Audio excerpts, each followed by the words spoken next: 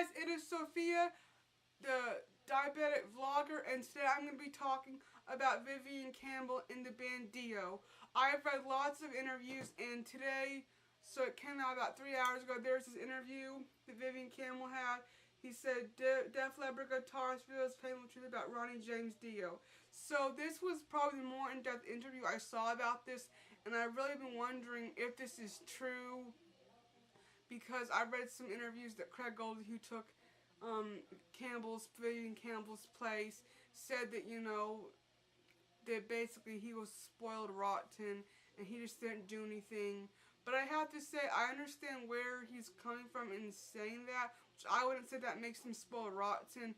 They put so much heart and soul and love into the music they made, and they were getting minimum wage. They were getting less than the sound crew.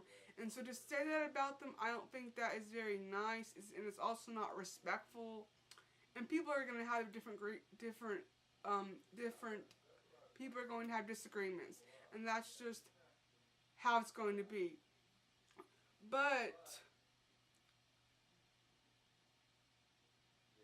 that's just how it's going to be.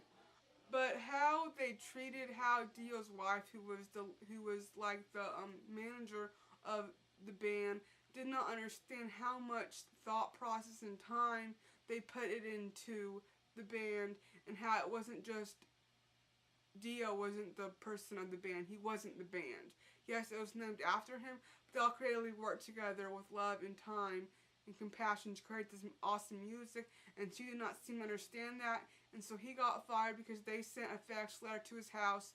And this was at the end of the Sacred Heart tour, which was his last tour and the last album that Vivian was with Dio, and he had to sign it, and if he didn't sign it, he would get fired. And so he was in Ireland, and he did not get to sign it, and so he was fired. Before he knew it, they brought Craig Goldie to his replacement. And so when I read that article he said out, that it really made me kind of think, how true is this? And when you read articles about anything online, you have to be true, because people put it in their words, in their thought process. So I want to go read the interview. So I'm going to read a few parts of it for you guys. He said that we were writing the music, but we got no royalties, we got none of the merchandise or the t-shirts or those ticket sales for the ventures or anything. He also added, it was very painful for me for many years. Here's the statement transcribed by Jimmy K from the Metal Voice.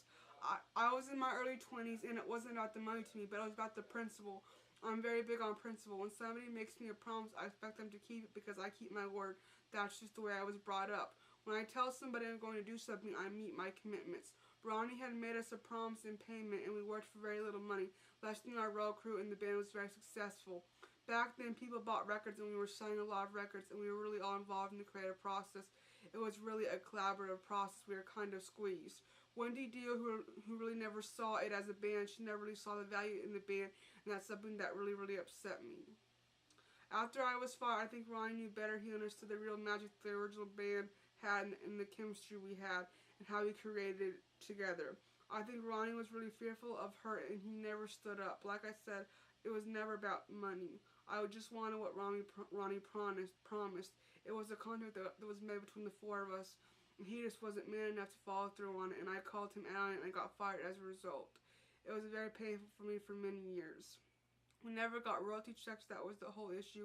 We worked for minimum wage. Even though we were writing the music, we got no royalties. We got none of the merchandise or the t-shirts or those ticket sales for the venues or anything. We got a flat salary that was less than the road crew. Ronnie had promised by a third album, Sacred Heart, there would be an equity situation, so that was the principle that got me fired.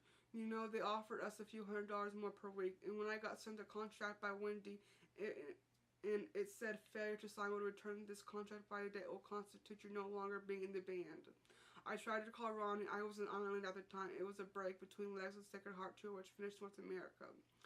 I had gone back to visit my family, my parents, and I got this contract in a FedEx envelope, and I was shocked that I opened it, and I tried to call Ronnie, and he wouldn't answer the phone. Next thing you know, Craig Goldie is the guitarist. It was a seamless transition. Obviously, it was well executed and planned, but that I wouldn't change any of that. I would change maybe how I reacted to it in later years. Ronnie and I both made mistakes of airing our grievances in public, which is never a good idea, but you know it is what it is. And it was only after Ronnie passed away that I was really able to kind of look at the entire situation in a very different light. For years, I didn't want anything to do with the Dio legacy of Dio later on. I really wanted to reconnect with that fire. You can watch the entire interview below.